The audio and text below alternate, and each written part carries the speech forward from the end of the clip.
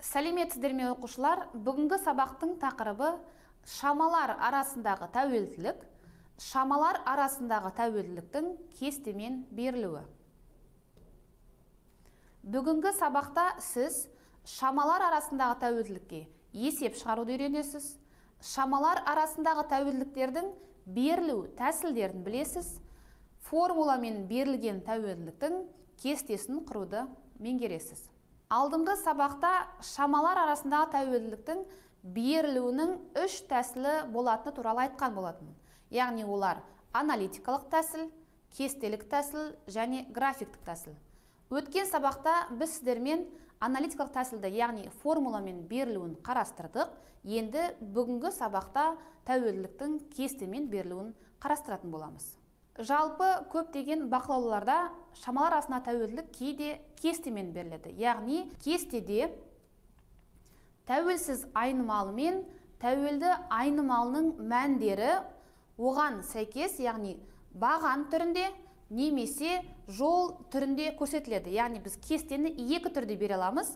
Ол тігінен орналасқан кесте немесе көлденең орналасқан кесте. Бұл жерде біз тәуелсіз айнымалы ретінде x-тің мәндерін аламыз және тәуелді айнымалы ретінде y-тің мәндерін алатынбыз. Бұл жерде байқасаңыздар, егер кесте бізге тігінен берілсе, онда тәуелсіз айнымалының мәні мен оған сәйкес тәуелді айнымалының мәні бір жолға жазылады. Ал егер кесте көлденеңнен алынса, онда тәуелсіз айнымалының мәні мен оған сәйкес тәуелді айнымалының мәні бір бағанға жазылып отырады екен. Енді біз мынадай мысал қарастырайық. Велосипедшінің 20 км/сағ жылдамдықпен бір қаладан екінші қалаға жүрген жолының, яғни S-тің жүрген уақытына Т-ға тәуелділігі кестемен берілген. Яғни бұл есепте айтылғандай, велосипедшінің жылдамдығы тұрақты шама болып тұр, 20 км/сағ, және де велосипедшінің жүрген жолының, яғни уақытқа сәйкес жүрген жолының мәндері кестемен көрсетілген. Байқасаңыздар, кесте бойынша біз нені анықтай аламыз? Велосипедші 1 сағатта 20 км жол жүрген, немесе 2 сағатта 40 км жүрген екен. Дәл осылай біз әрбір тәуелсіз айнымалының мәніне сәйкес тәуелді айнымалының мәнін осы кестеден көре аламыз. Және де кестенің қадамы деген ұғым бар, яғни тәуелсіз айнымалының қатар тұрған екі мәнінің айырмасы кестенің қадамын береді. Бұл жерде байқасаңыздар, кестенің қадамы бірге тең. Яғни қатар тұрған екі мәнінің айырмасы 2 азайту 1 бірге тең, немесе 4 азайту 3 бірге тең. Енді келесі мысалды қарастырайық. Бағасы 30 теңге тұратын дәптердің құнының, яғни С-ның, оның санына, яғни n-ге тәуелділік кестесін құрыңыз. Шамалар арасындағы тәуелділік формуласын жазыңыз. Мұндағы n-нің мәндері 5, 10, 15 және 20 сандары.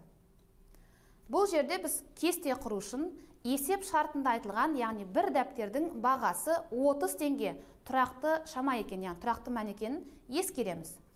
Кестенің қадамы 5-ке тең, себебі бұл жердегі дәптердің саны, яғни тәуелсіз шаманың қатар тұрған екі мәннің айырмасы 5-ке тең. Демек, біз кестені қадамы 5-ке тең болатын деп толтырамыз.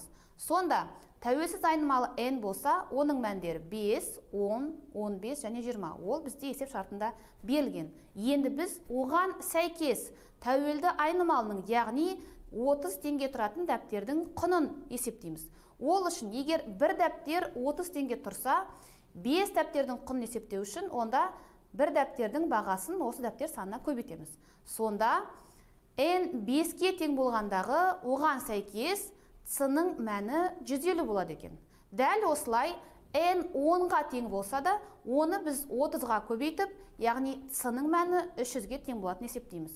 Осылайша кестені толтырамыз, яғни n-нің мәні 15-ке тең болса, онда дәптердің құны 450 болады. Егер дәптердің саны 20 болса, онда барлық дәптердің құны 600 болады.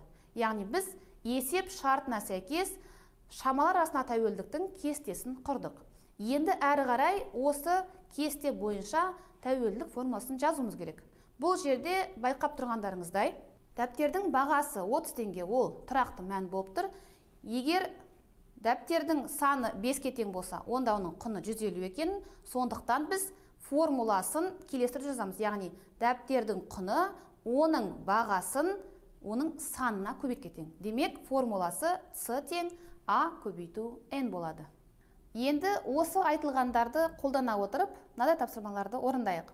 Бірінші тапсырма: берілген кестелердің ішіндегі Y-тің X-ке тәуелділігін көрсететін кестені анықтаңыз. Бұл жерде бізге 3 түрлі кесте берілген екен. Біз осы кестелердің қайсында шамалар арасында тәуелділік көрсетілгенін анықтайық. Ол үшін біз кестелердегі тәуелсіз айнымалы мен тәуелді айнымалының мәндеріне назар аударамыз. Бірінші кестеде байқасаңыздар, тәуелсіз айнымалы X-тің 1-ге тең мәніне Y-тің, яғни тәуелді айнымалының 3-ке тең мәні сәйкес болып тұр. Және тағы да X 1-ге тең болғанда Y-тің мәні 4-ке тең болып тұр. Демек, тәуелсіз айнымалының бір мәніне тәуелді айнымалының 2 түрлі мәні сәйкес болып тұр. Ал бұндай жағдайда тәуелділік болмайды, себебі тәуелсіз айнымалының бір ғана мәніне тәуелді айнымалының бір ғана мәні сәйкес болу керек. Ендеше бірінші кестеде тәуелділік жоқ екен. Енді екінші кестеде қарайық. Бұл жерде X-тің әрбір мәніне Y-тің әрбір мәні сәйкес болғанын көріп тұрмыз. Яғни, егер X-тің мәні 1-ге тең болса, Y-тің мәні 4-ге, және X-тің мәні 2-ге тең болғанда, Y-тің мәні тағы да 4-ге тең болатынын көріп тұрмыз. Демек, тәуелсіз айнымалының 2 түрлі мәніне тәуелді айнымалының бір ғана мәні сәйкес болады. Ендеше, екінші кестеде шамалар арасындағы тәуелділік бар екен. Үшінші кестеде қарайық. Бұл жерде X-тің 3-ке тең мәніне Y-тің 2-ге тең мәні сәйкес болып тұр, және тағы да X-тің 3-ке тең мәніне Y-тің басқа мәні, яғни 9-ға тең мәні сәйкес болып тұр. Яғни бұл кестеде біз тағы да тәуелсіз айнымалының бір мәніне тәуелді айнымалының 2 мәні сәйкес болатын көрдіңіз. Мұндай жағдайда тәуелділік болмайды. Демек, кестеде шамалар арасындағы тәуелділік жоқ екен. Енді келесі тапсырманы орындайық. Шамалар арасындағы тәуелділік кестесі бойынша келесі сұрақтарға жауап беріңіз. Назарларыңызға келесі кесте ұсынылған, енді сұрақтарына жауап берейік. Бірінші сұрағы: кестеде қандай шамалар арасындағы тәуелділік берілген? Байқасаңыздар, кестенің бірінші жолында өлшем бірлігі сағат болатын Т айнымалысы, яғни біз оның уақыт екенін білеміз. Және екінші жолында ол градуспен өлшенетін ауа температурасы көрсетілген екен. Демек, бұл кесте бойынша біз температураның уақытқа тәуелділігін көреміз. Енді екінші сұрағы: таңғы сағат 3-те ауа температурасы қандай болды? Яғни, кестенің бірінші жолынан уақыт 3-ке тең болған жағдайда оған сәйкес қандай ауа температурасы болғанын анықтаймыз. Бұл жерде байқасаңыздар, Т 3-ке тең болғанда температура -4 градус болады екен. Келесі сұрағы: қай уақытта ауа температурасы 0 градус болды?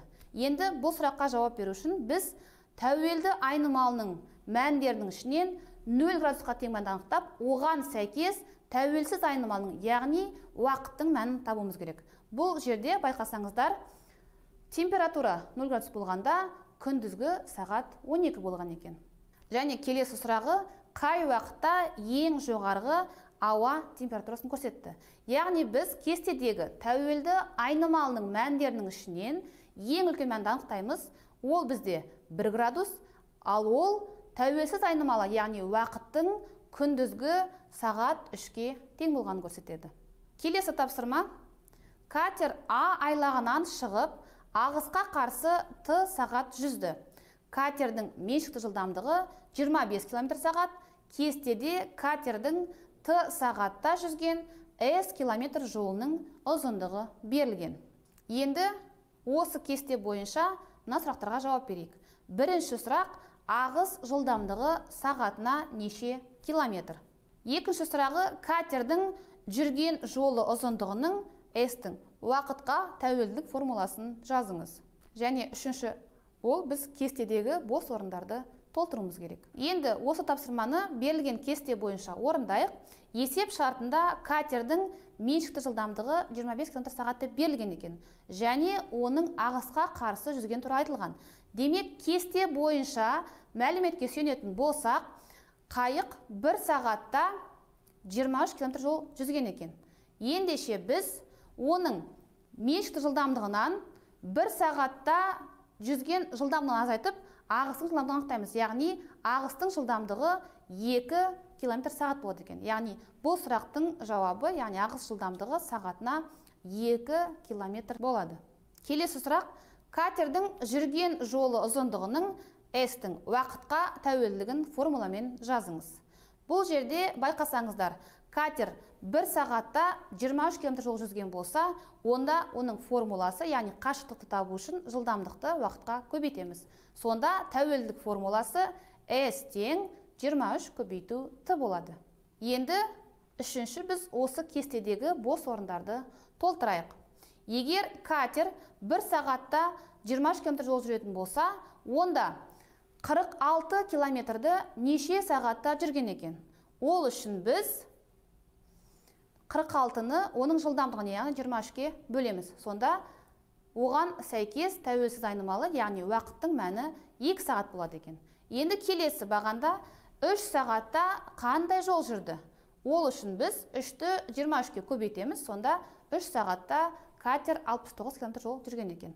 Дәл осылай 4 сағатта жүрген анықтаймыз. Яғни ол үшін 4-ті 23-ке көбейтеміз. Сонда катер 4 сағатта 92 км жол жүрген екен.